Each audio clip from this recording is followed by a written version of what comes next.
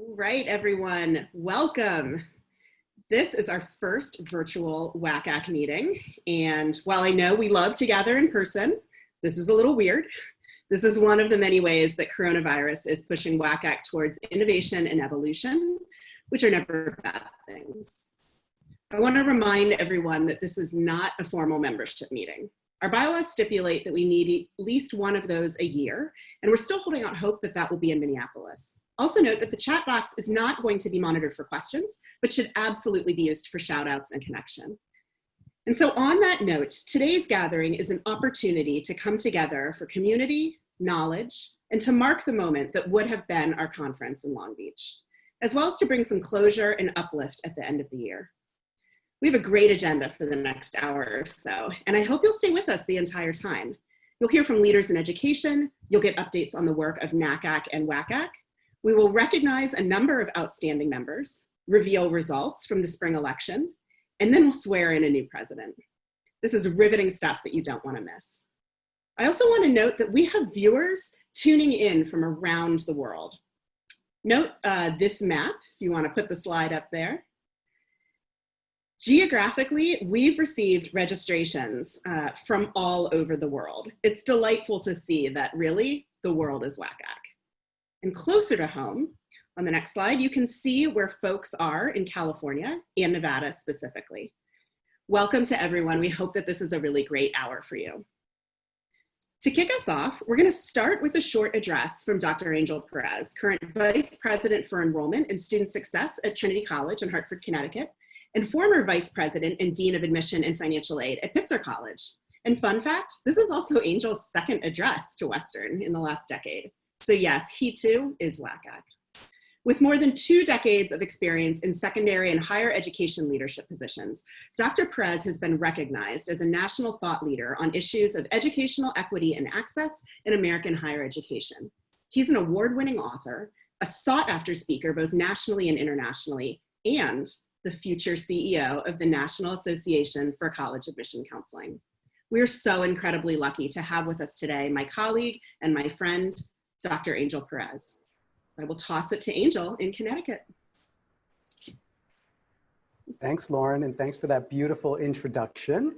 You know, while you were speaking, I actually took the opportunity to go through a little bit of the participants list, and it's just so wonderful to see so many familiar names. I really do wish that we were together in Long Beach having conversations. As you know, we are a profession of huggers and people who love to get together.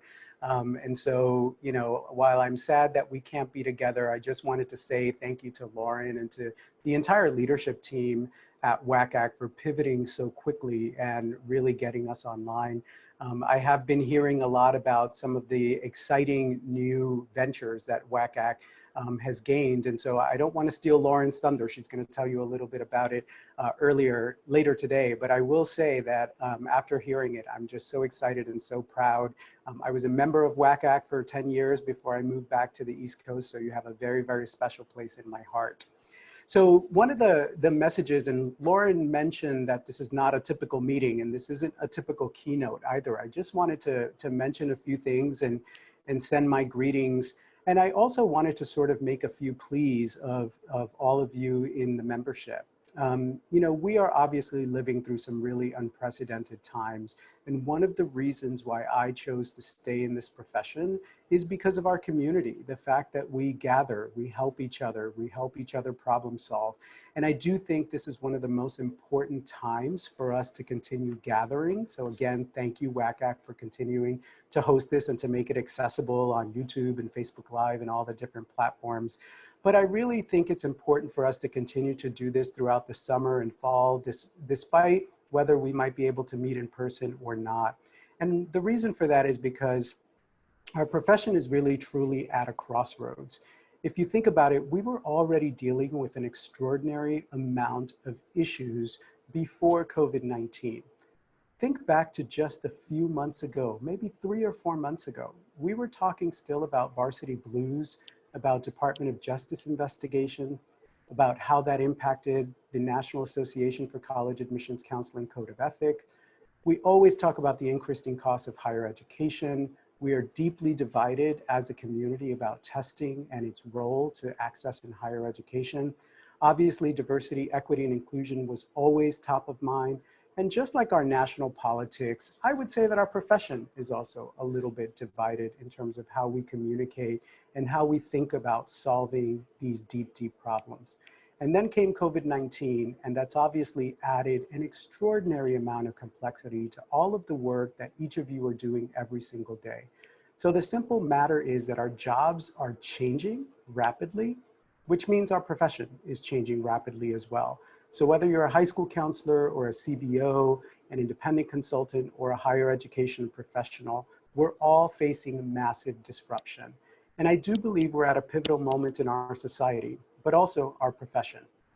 There is a new normal and a reinvention that lies on the other side of this.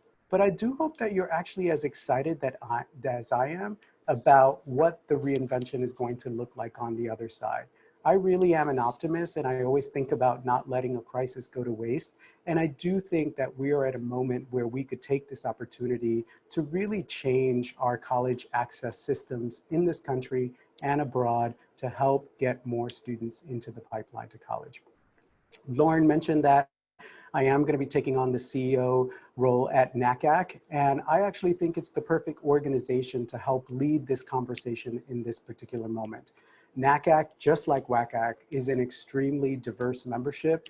It has the power to convene people and ideas, and it's a powerful voice for access in many circles, including the political landscape. So I couldn't be more excited about working with all of you, WACAC members, and all of you who are watching from all over the world today to address some of these issues, but also to imagine together what the future of our profession and our association and organizations can look like.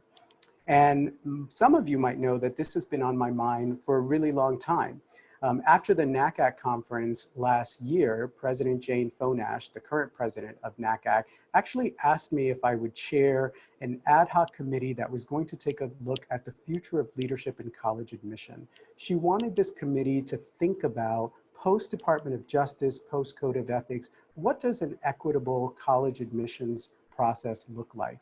But the committee also took a look at what does the future of NACAC as an association look like? And while I actually said yes to this before I even thought about applying for the CEO position, I have to be really honest with all of you in saying that it was actually the work of that committee that made me more excited about the future of NACAC and about leading the organization. We gathered a really diverse group of people from all over the United States with all these really interesting backgrounds. And we came together both online, but also in person before the pandemic to really think about what the association should be addressing in the future.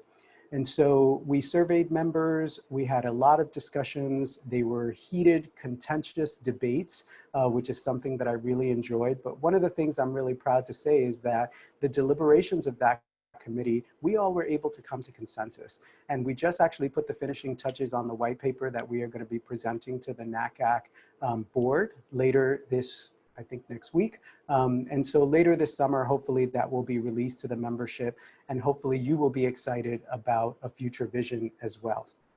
Now, I know that we've all been working harder than ever.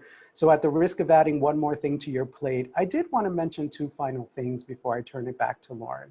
One is that many people have been asking me through all the different emails and communications that I have received from many of you actually who are on this particular webinar, how are you going to transition into this new role? And also, how can we help? And I have to tell you, I've been really inspired that every outreach that I have received, everyone says, we're here to help. So I wanted to answer both of those questions today. One is that I'm already transitioning. I actually have weekly transition meetings with Joyce Smith, who is the current CEO of NACAC, and quickly learning that I have very, very big shoes to fill. And she has been wonderful and gracious in doing a real knowledge transfer and helping me transition. But also, I hope to be able to go on a listening tour when I begin the position.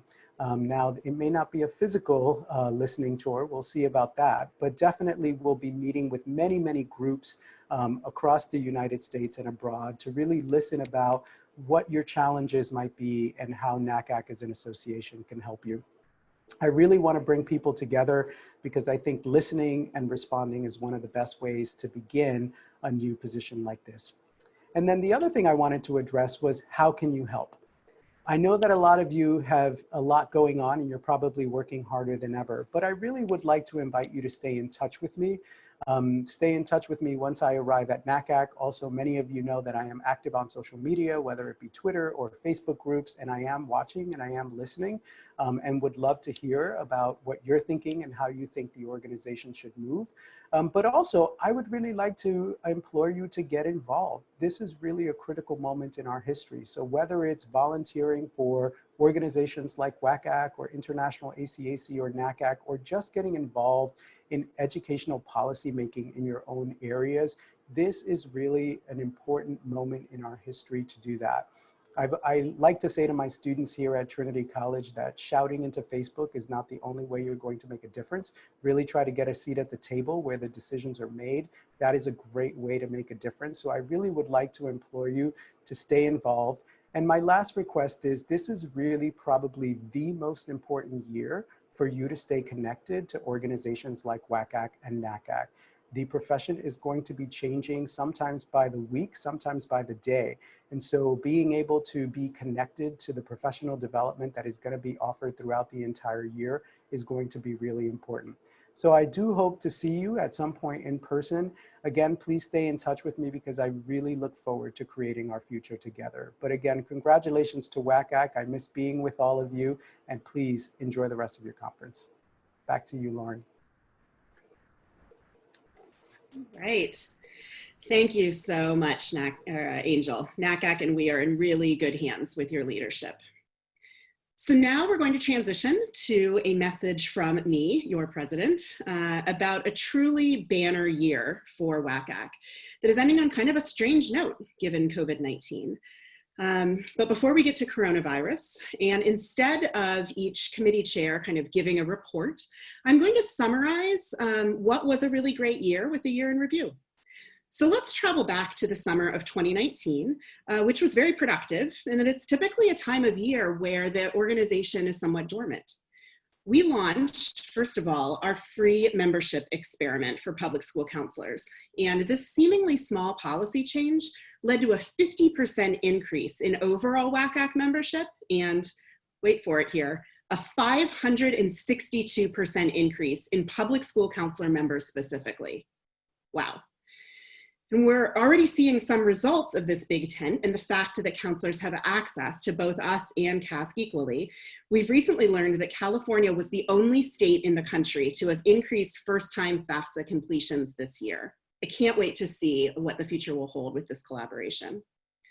Some have asked if other groups may receive free membership in the future, and know that the board is discussing this. CBO counselors come up most often. But we want to be intentional and deliberate as we move forward with fee changes. So given that, we'll be launching a CBO ad hoc committee this summer, led by current WACAC delegate Jenny Aribi, who has spent the majority of her career in community-based organizations. We're excited about all the ways that her group might uncover how WACAC can serve this group better, and we'll have an update on their work later in the year. Last summer, we also launched our IEC ad hoc committee, who immediately got to work advocating against a California bill, AB 1312, a relatively reactive piece of legislation from the Varsity Blues scandal. It was an ineffective bill that would not have prevented future Rick Singers, but it would have potentially penalized many ethical IECs. So we're proud that our work contributed to it dying in suspension. Many thanks to Maureen Chang, Stacy Kadish, and Brianne Boyle for their work on that. We also began to transition ownership of the Summer Institute from the College Board to WACAC. We fully own the Summer Institute this year and are grateful to Ed Devine for coming out of past president retirement to spearhead that project. Finally, after 2 years of significant natural disasters in California and a national college admission scandal last spring, we also created a rapid response plan and an executive committee that would execute it. And we test ran that in the fall with a handful of wildfires and have clearly fully implemented it this spring during a pandemic. As we head into last fall, remember that we had the highest attendance of any affiliate at NACAC's 75th conference in Louisville. And our affiliate engaged thoughtfully, sometimes reluctantly, but also resolutely around the work we needed to do to bring the DOJ inquiry into our code of ethics to a close. I appreciate every colleague who grappled with this and who also met the moment. We also launched a strategic planning initiative, which is now on the cusp of being put into action. I'd add a quick plug for watching the overview video we released earlier in the month and remind you that the comment period is open until June 15th, so please let us know what you think. We also ran 2 successful college fairs in Las Vegas, which, incidentally, now account for all of our college fair revenue for the year. WACAC also assisted in reducing 50 small college fairs across the Las Vegas Valley into 14 more streamlined and effective college application and FAFSA college nights. Thanks to Herbie Walker, Yvonne Hicks, and Christine Shea for their efforts with these events. Members of our public school counselor ad hoc and inter-association committees also attended a host of fall conferences to promote WACAC and grow membership. My hat is really off to Catalina Cifuentes, Yvonne Hicks, and Margaret Iseed for coordinating these activities. This past winter, we ran another successful district directions program in which we provided professional development resources to 27 Compton Unified counselors, 2 administrators, and 5 principals. Thank you, Katie Murphy and Esther Hugo, for coordinating that. We offered our 8th Leadership Development Institute for middle managers in college admission, thanks to Greg McCandless and Elena Wong. Our Government Relations Committee made it possible for us to conduct legislative advocacy meetings in Sacramento with 44 WACAC members in attendance, and then in Washington, D.C. with 8 members in attendance. So thanks to Brianne Boyle and Jessica Green for their work. And we held 3 Share, Learn, Connect programs in Los Angeles, San Diego, and Stockton before coronavirus shut down the rest of our late winter and spring programming. But thank you to Marie Burry and all of the site chairs for their work on our professional development efforts. And this, friends, is where the joyous year in review takes a turn and the world turns upside down. It feels crucial to take a moment to acknowledge the work of our new executive committee for their crisis management this spring. These folks have day jobs, of course, that were also in crisis, and yet still committed an extraordinary amount of time to help usher WACAC through a tough moment. Marie, Herbie, Keith Sampay, and Phil Moreno spent months planning amazing spring programming for WACAC and mere days dismantling it. Deanna Kilgore, WACAC's executive assistant for the last 15 years, provided amazing support and frankly a safety net, as she always seemed to remember that one detail we were forgetting in the midst of this host of cancellations.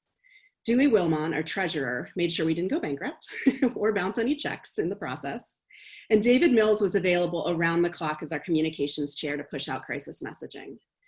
And your presidential trio, Phil Moreno, Mark McGee, and myself, were calling, meeting, texting, and emailing for weeks in an effort to be good stewards of this organization. It was exhausting, I'll be real. But being in the company of such energetic and thoughtful volunteers has kept the WACAC machine running. Now, we've had to make a huge pivot in response to COVID-19, and I'm now going to pivot into reviewing the impact on WACAC thus far and give some updates as we look forward to 2021 and the potential continuation of the pandemic. I'll be explicit and name that my comments now are going to be in place of a straight ahead treasurer's report, because our situation this spring is more complicated than just showing you our profit and loss sheets and the 2021 budget, but I will get to that. This also seems like an opportunity to give you a quick education on WACAC's expenses and revenue, as the strategic planning process illustrated that we haven't done a great job with that in the recent past. So we're gonna dive into the weeds here for a moment, maybe 5 minutes, and I know you're gonna stick with me. I believe in you. So let's review the programmatic impact of coronavirus first. We canceled our largest 2 Share, Learn, Connect conferences in Orange County and the Bay Area. 10 WACAC college fairs to take place this spring, including new offerings for transfer and rural students. We canceled our annual conference in Long Beach that was expected to draw over 1,000 members. And our in-person executive board retreat this summer will be virtual. And our in-person summer institute in August that would be at the University of San Diego, we're still exploring virtual options for that program, so stay tuned. Well, of course, there's been a morale hit to the organization given all of this. There's also been a financial impact. So to fully explain that, let me first show you the typical WACAC expenses and revenue for the year. And we've got the expenses slide up here. And understand that our annual budget is on average about $700,000 a year. And so we can go back to that expenses slide if possible. All right, so The expenses are pretty diverse, and major in categories here include administration and governance. So know that those are essentially employees. We have an executive assistant, Deanna, and a tech coordinator, Myra.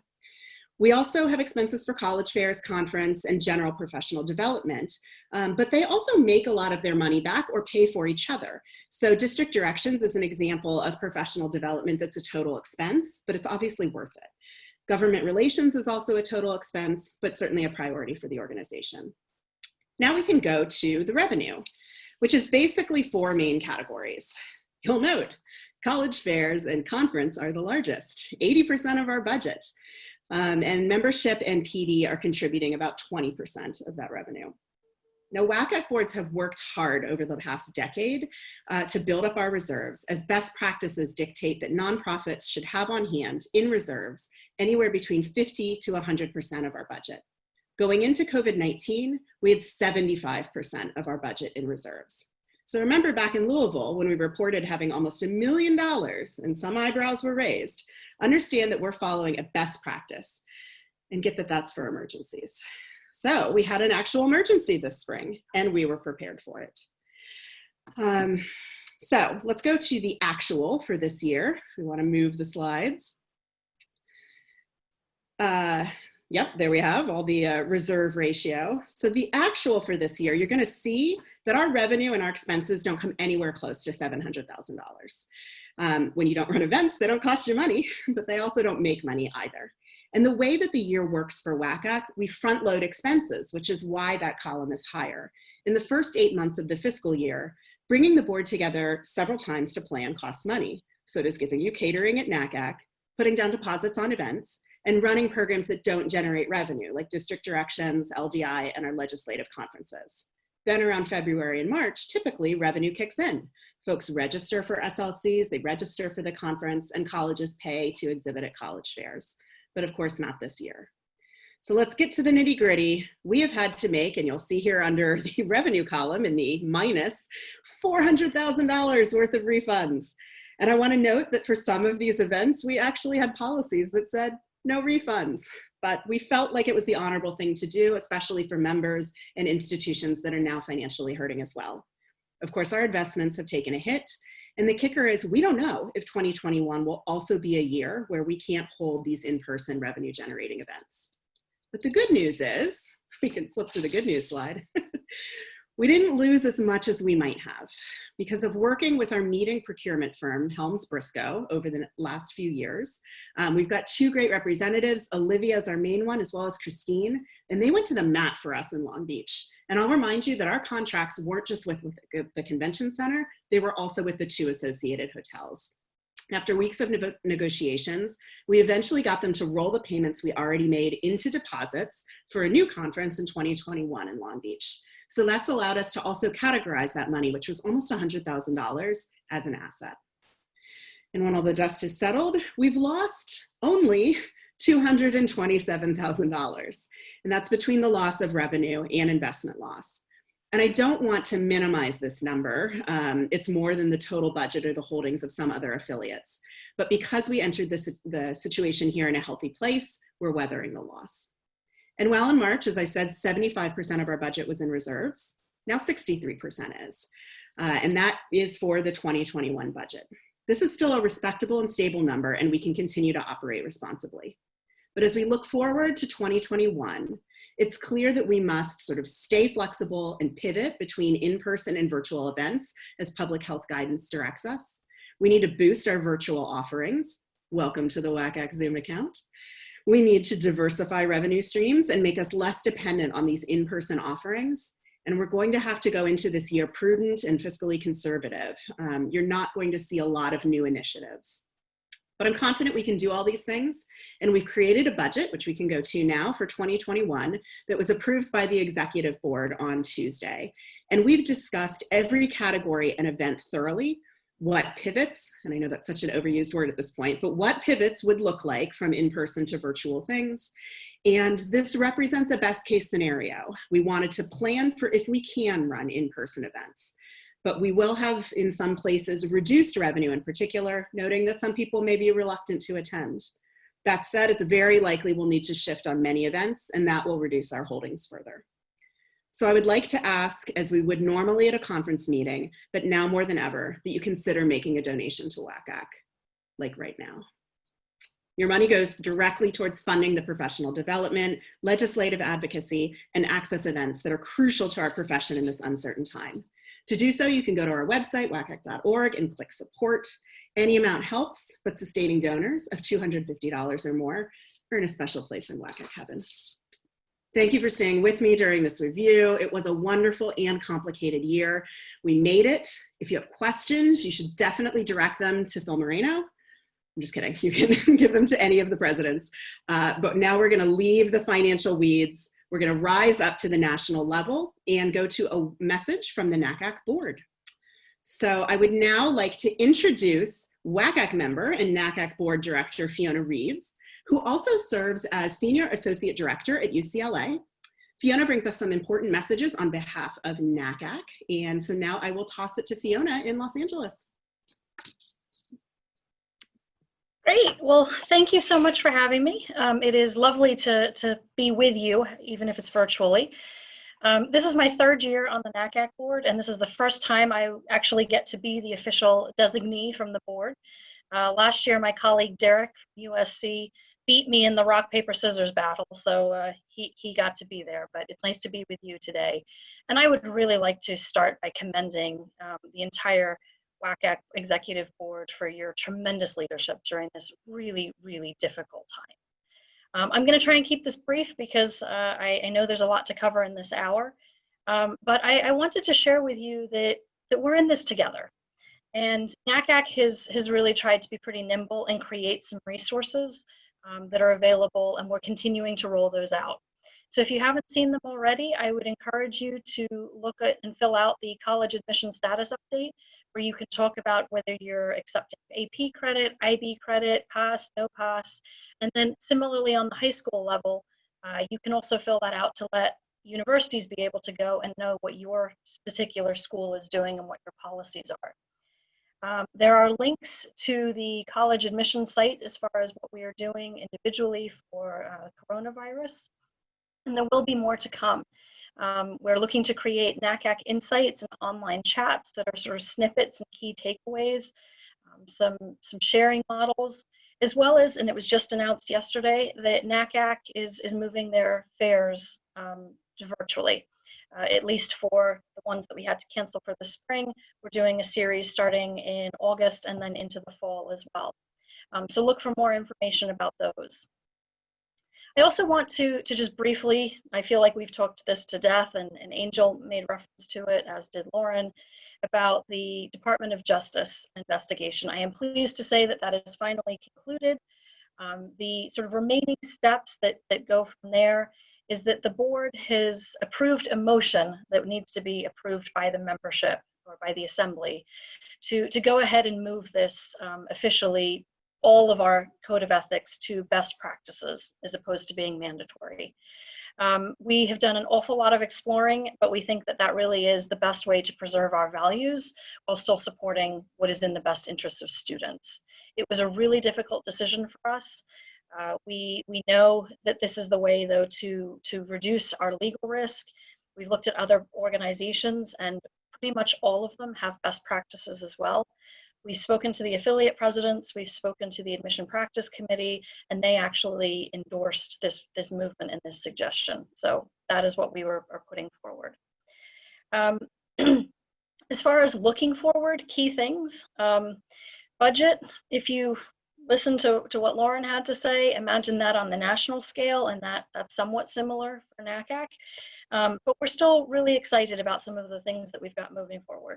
We're excited about Angel Perez as our new CEO. We're sad to see Joyce Smith retire after so many years of service, but we're excited for those next steps. Angel talked about the ad hoc committee, and we're excited to hopefully begin to work on some of those recommendations.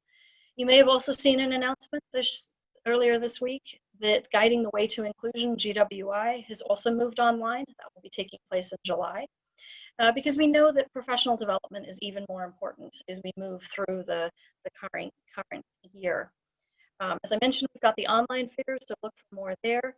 We're continuing with the slate of NACAC delegates with the election taking place in September.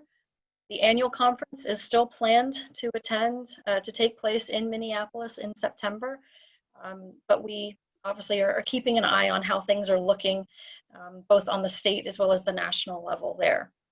But we really do need your support. We are very much in this together. So if you have questions, please don't hesitate to reach out to me, reach out to anyone on the board. We're happy to answer questions, and we're attempting to be as transparent as we possibly can, knowing that things are changing from day to day. My last thing I would like to do, and I'm going to see if I can get this to work, is to thank, again, Lauren, Mark, and Phil for their leadership.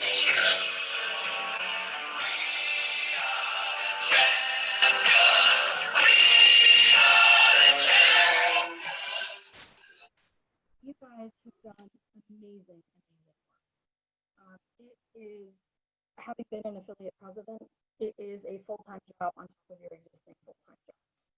And to do this in a time of such tremendous change, I cannot even begin to imagine what you have all been doing. And so both as a member and as a board member, it is with heartfelt thanks for everything that you've been doing. Lauren, I know this is your last few minutes of being president, but don't worry, I'm sure you'll be tapped and continue to be put to good use throughout next year. And Mark, for your 3 years of service, it's been enormous. So thank you. I hope I get to see all of you and actually officially give you your plaques in person in Minneapolis. And if not, we'll find a way to do it, hopefully, at least within the state. So thank you very much. And so, Lauren, back to you in San Francisco. All right, thank you so much, Fiona. And it should be noted that Fiona is running for NACAC president with the election this fall. And we want to thank her for both her past service to the organization and her willingness to step up and offer to lead in these uncertain times. Now we're going to transition to WACAC Member Awards from the Governance and Nominations Committee, chaired by immediate past president, Mark McGee, and Mark is in Vallejo. So I will now toss it to you and remind you to take yourself off mute. Thank you very much, Lauren. Hello, everyone. I have the great honor of continuing a tradition where WACAC honors a few people that have stood out among the membership and also in the assistance to WACAC over the year. So we can go ahead and go to the slide deck and start with the WACAC Awards. We have some wonderful things to say to people. All the award winners, I should say, were notified yesterday about their awards. And I think many, if not all of them, are in the virtual meeting with you today.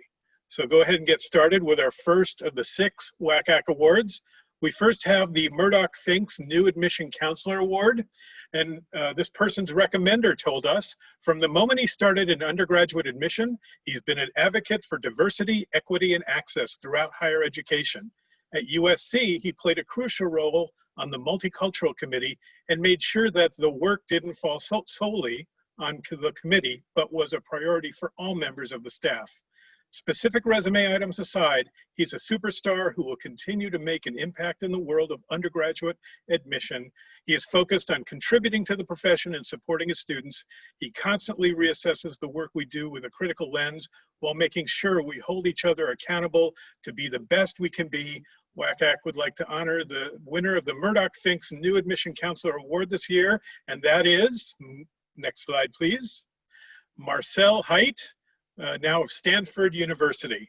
And Marcel, I'm sure if we were in a real room, you'd hear a thunderous applause. Congratulations, Marcel. Now for our second award, we have the Joseph P. Allen Human Relations Award. And this person's recommender told us, always focused on student success, our recipient has increased 4-year college application acceptances for low-income and students of color, and expertly collaborated with community organizations, school teachers, administrators, and families. Her use of data collection and analysis to assess students' needs and program efficacy is notable. In February 2020, our award winner was the kickoff speaker at the WACAC Legislative Conference in Sacramento, where she brought the public school counselor perspective to life. She is knowledgeable, collaborative, and leads with passion and impact. This year's Joseph P. Allen Human Relations Award winner is Margaret Iseed from Abraham Lincoln High School in San Jose. Congratulations, Margaret. Okay, so now, next, third, the Steve Hankins New School Counselor Award.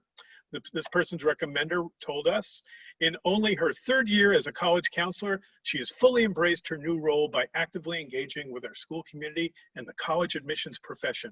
She's energetic, well-liked, and extremely creative and organized. These qualities make her a joy to work with and have earned her the respect of students, adults in our community, and colleagues on both sides of the desk. She embraces a growth mindset and is known for her hard work, passion, and enthusiasm. As a professional, she is knowledgeable, dedicated to her work, and displays a genuine and consistent desire to grow professionally. Her desire to grow in the college admission profession is notable, and we are confident she will continue to be an asset to our school and the profession. And this year's Steve Hankins New School Counselor Award winner is Tilly Gottlieb from the Athenian School. Congratulations, Tilly. Okay, fourth of our 6 awards is the Katie Murphy WACAC Service Award. This, our recommender, this year's recipients' passion for excuse me, let me start again. This year's recipient's passion was always for her students at Immaculate Heart High School and now Sequoia High School. That might be a clue to who this is. But her professional volunteer activities extended to those students who had no counseling and or came from first-generation low-income families in Los Angeles and throughout California. She served as an assembly delegate, co-creator of the Share, Learn, Connect programs, district directions mentor, WACAC president, and NACAC chair of multicultural concerns.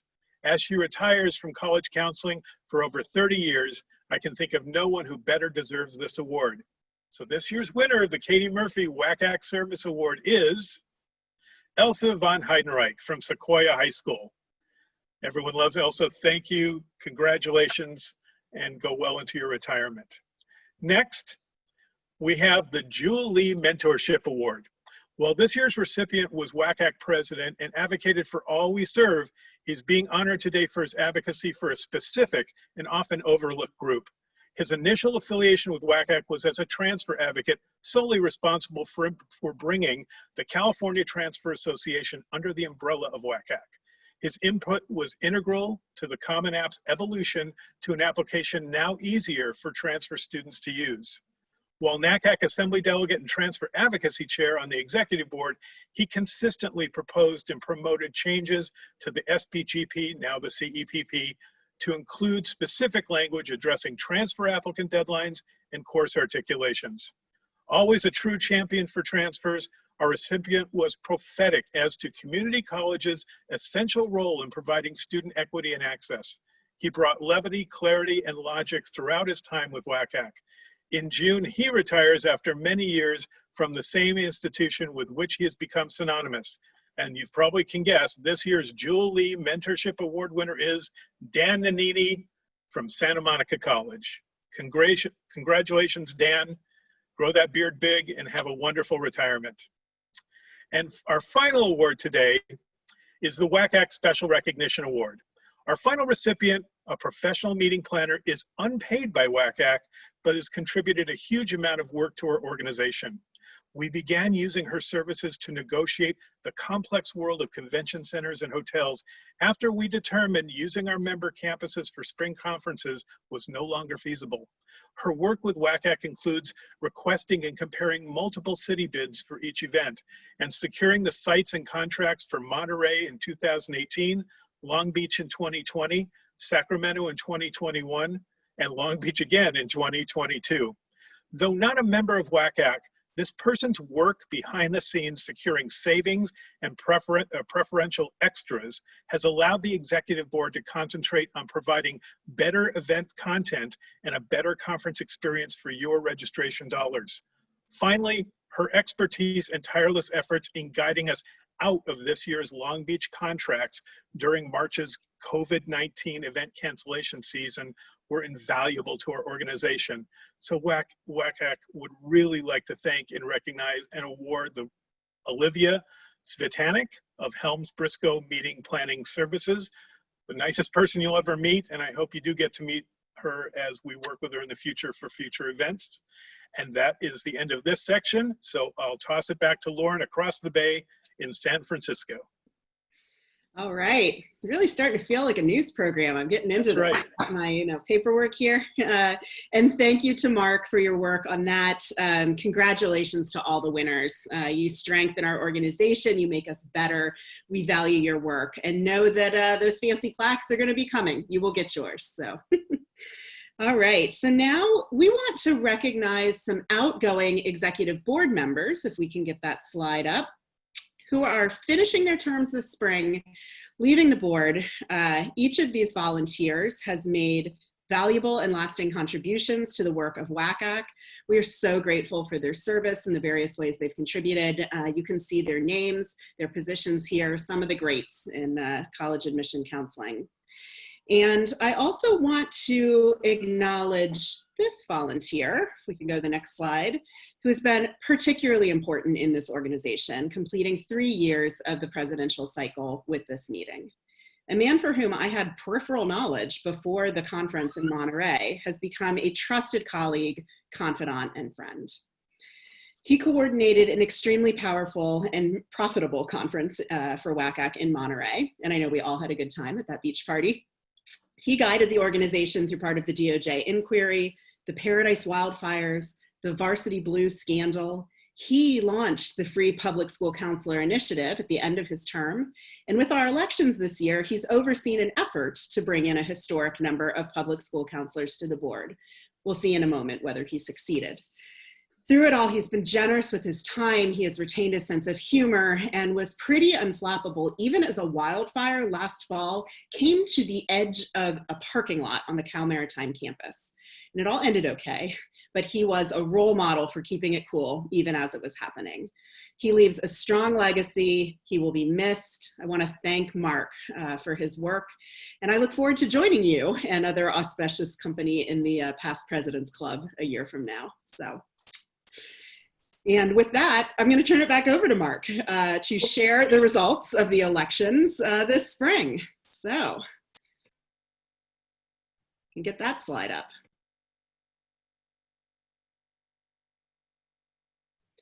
And Mark, remember to unmute yourself. Gosh, that last part. Yes, I thank you. I don't know what to say. I enjoyed every minute of it, and I look forward to the new trio of presidents taking over. Thank you, all of you. It's been an honor to work with you. Now, getting on to the recent elections that we just had in WACAC that ended on May 18th for elected positions and bylaws and assembly delegates. So we'll just go ahead and plow forward. You'll be happy to know you have a new president-elect, Breanne Boyle of CollegeWise. She starts her 3-year term working her way through the presidential positions, and she'll be fantastic. A great compliment to the existing two. Next, we have our new secretary, Cecilia Chavez from Palomares Academy of Health Sciences in Pomona, and she will replace Mary Connolly. So, go ahead next. You elected our new treasurer-elect, Denise Elliott of Elliott College Consulting, who will be shadowing Dewey Wilmot in his final year as treasurer, and then move forward. So we'll have a solid treasurer area. Next, we have, the bylaw revisions. Spoiler alert, all 4 of the bylaw revisions passed with over 90% of the voters saying yes. Just to remind you what those revisions were, you voted to reflect CEPP changes from mandatory practices with enforcement to education about professional ethics, including the section regarding the duties of the Admission Practices Committee. Next, you voted to, back. Nope, that would be the other way. There you go. Sorry, I've got 4 bullet points here. So we're now in the second bullet point. You voted to allow the executive board to make decisions in extraordinary, time-sensitive situations when those votes would normally require a membership vote. Third on this list, you voted to change the executive committee makeup by replacing the secretary and development chair with the IDEA and college fair committee chairs. And finally, you moved the responsibility of passing the annual WACAC budget from the membership to the executive board. And all these changes took effect on May 19th, the day after the last day of voting.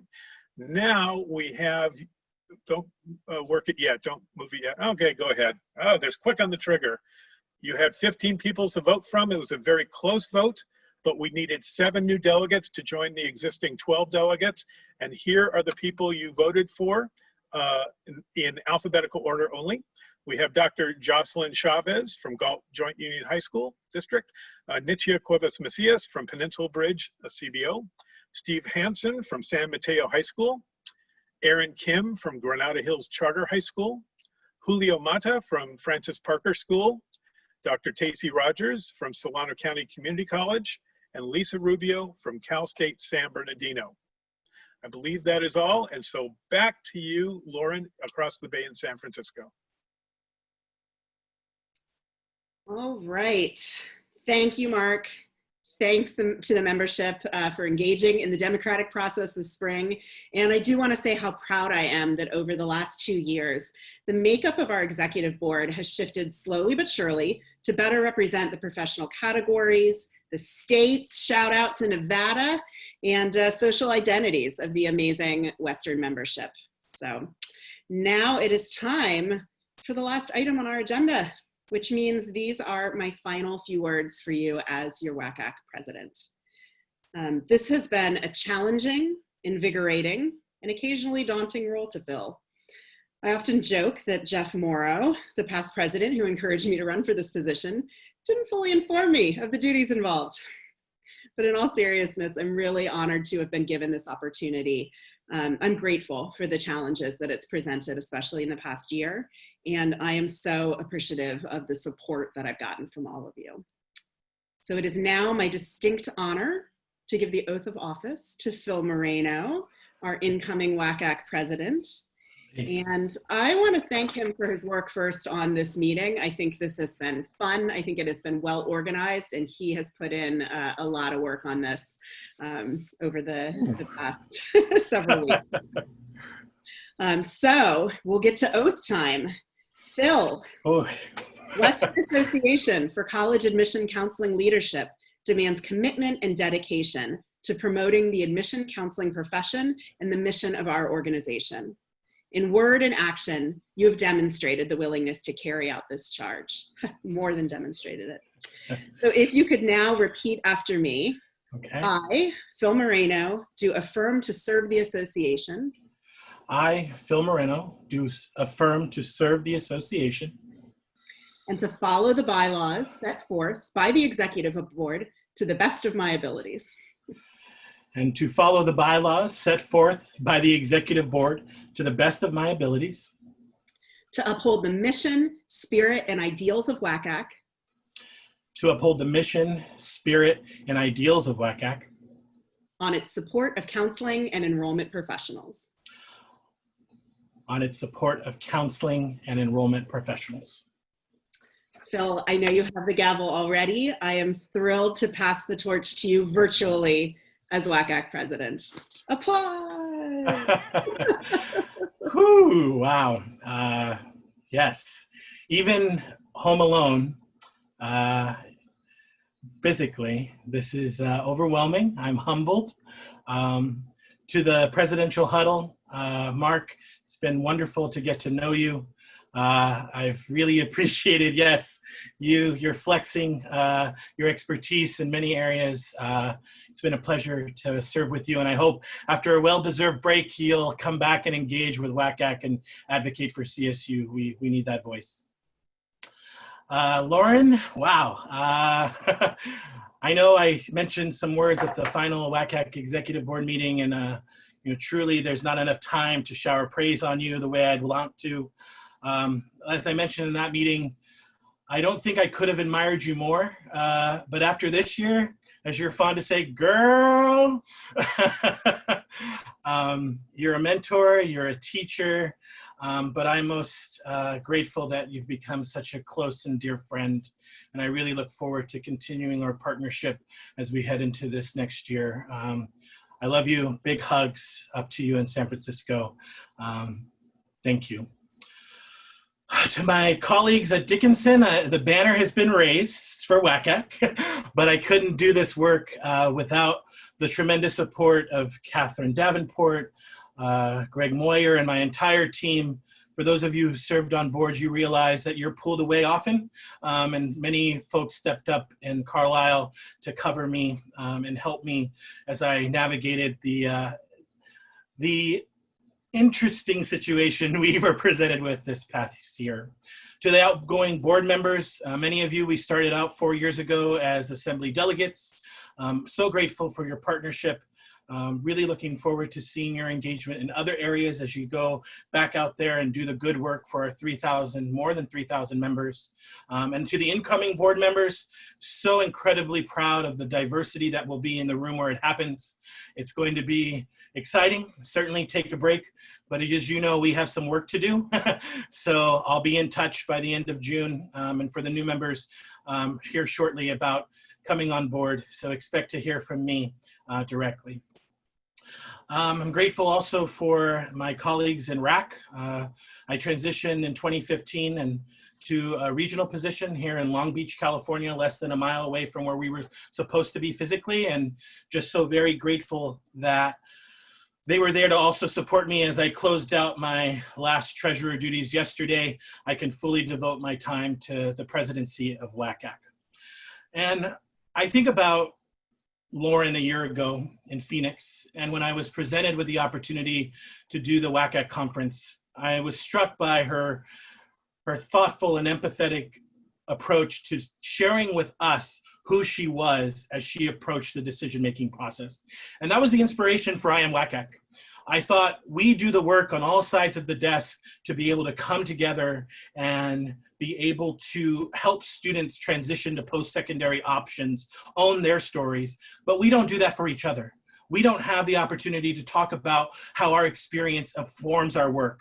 Whether you're an independent education consultant who came on board and wanted to help seeing a lack of opportunities for some of your students in your communities, to the ones that are working in community-based organizations in terms of access and the desire and need to see more students rise up from lower echelons of our society into education where they can have a shot at possibilities they never imagined for themselves. Or if you're on the front line in public schools and you're dealing with socio-emotional and really are thriving when you think about the opportunity to engage in the college discussion. And that was what it was supposed to be about. And then when Key Senpai and I, very grateful for his partnership as conference chair, had to pivot, throwing it onto our virtual meeting committee, and hopefully this past month, I Am WACAC month, and today I Am WACAC day, you've gotten a little bit of that joy. You've gotten some spark of joy that really, I hope, as you sit alone, as you bat away your kids, your dog who climbs up to your lap, that you're able to smile and be dedicated and understand why you're a part of this organization. And so I Am WACAC. I have to own the story that I stand before you, the son of a single mother, Linda DeSantos, who raised myself and my incredible sister, Tammy Moreno, who I'm proud of every day. And we were a core team. We did things, we stepped up, we were able to do those things because we relied on each other. I had extraordinary maternal grandparents, Ted and Eva DeSantos, Uncle Paul, Uncle Ted, my cousins, Jennifer, Melissa, Teddy. We're a family. We were a board, maybe, an executive board of the family. And I learned that in order to be successful, in order to do those things that you need to, sometimes it requires coordination on a level that you can't handle on your own. And candidly, that's hard for me. I think maybe sometimes I think I can do it all.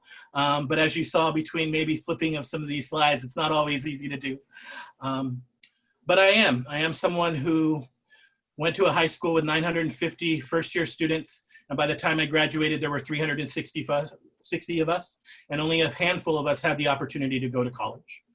And I remember teachers like Jan Eby, Tony Muga, Lydia Bowden, who saw in me things academically that I could not envision for myself. And so I've been proud to be a member of this organization in October 1 for 17 years. In fact, my first day on the job at Redlands was just down the road when NACAC was in Long Beach. So prophetically, maybe the way stars aligned, that's why I stand before you now. And I'm emboldened. And I think seriously about the work that's ahead. In fact, I already have a meeting tomorrow, a couple, to plan for what's coming. But I also think about where we are society-wise, where higher education is being questioned, where we know that access is not where it needs to be. And we're looking at the end of a gun of some cuts that are going to devastate our public high schools in both California and Nevada. And so I'm emboldened. I am proud to be able to lead this organization into an uncertain future, but knowing that we are equipped with our own stories, knowing that we are equipped with a powerful executive board, and never let a crisis go to waste, right, Angel? That we have the capacity, the ability to do it intentionally, with the right people in the room, thoughtfully, as we look to WACAC 2025, and as we look, more importantly, to my next year as president. So I'm excited for this opportunity. I'm a little overwhelmed, as maybe you can see. I'm grateful for all of my colleagues, but I thank you for being here this afternoon. My broadcast journalism degree, you're right, Lauren, did come into play. But I do want to look to Mark or Lauren with any final words. Just to say it's your show now. Enjoy it. All right. Well, for my first official act as president of the Western Association for College Admission Counseling, I declare this meeting adjourned. Goodbye, everyone.